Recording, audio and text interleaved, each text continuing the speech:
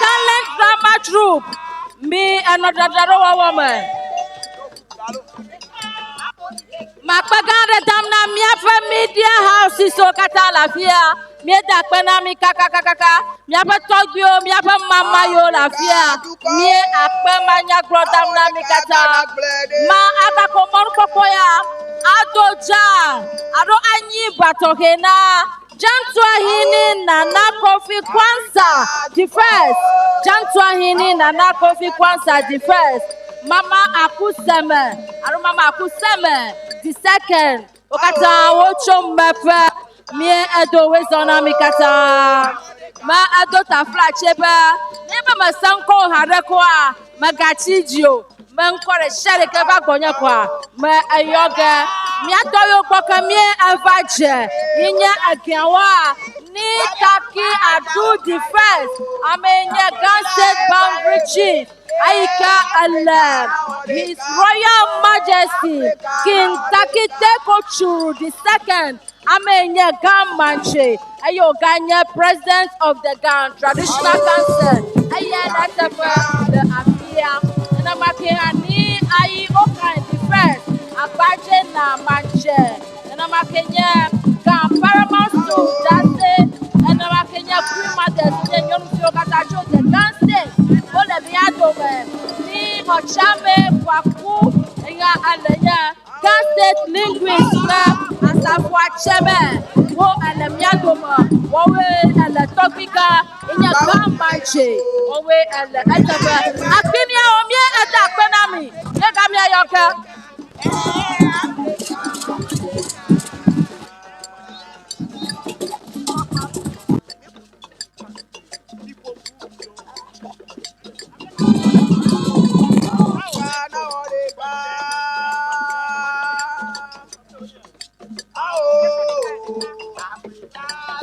Reba na mi ada pena mi kwa mi achogua mi gamia yoka mi da kukukare na mi rayi ya ajo mi abatogbio mi fa mama no regime fi ajiji enya ba mi awude ba ngba mi aga ire wona mamle oji mi ada pena mi kakaka tano yo kwa na awe kaba mi no fi talent drama troupe mi na mi minute o mato mutetere shere kana mi anja tagwa wa mi jagba ba yo we le minute o mato ya ma mi ada pe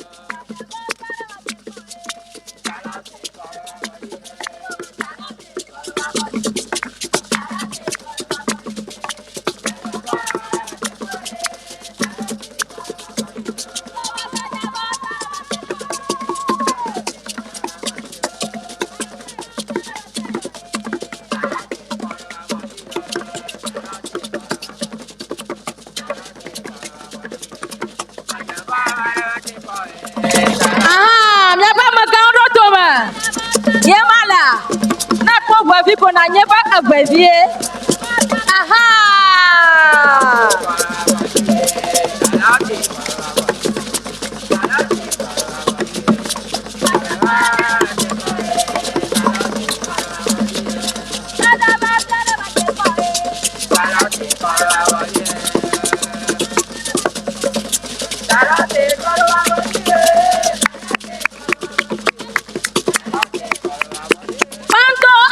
Cultural troupe, piano dadaro, Pando Aloy cultural troupe, me Edrado. I have a talent drama troupe of a comia, I got it to Ame.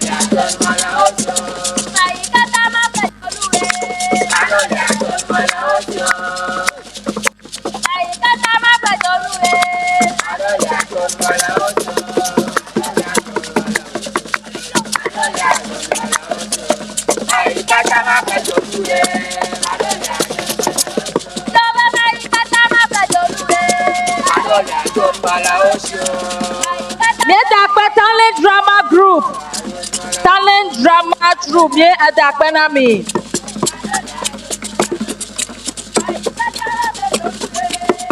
Pando Aloy me agara to manami kaba 5 minutes let me aidaji me agbona gritoga let me amuganto motoboa me avaoboa me to glitter me bona gritoga me na mi kaba me fefa wogagba taneba na joa ka amuwotoga me afefa woga me gritoga ta Pando Aloy to me na mi kaba let me avato gli our fefa.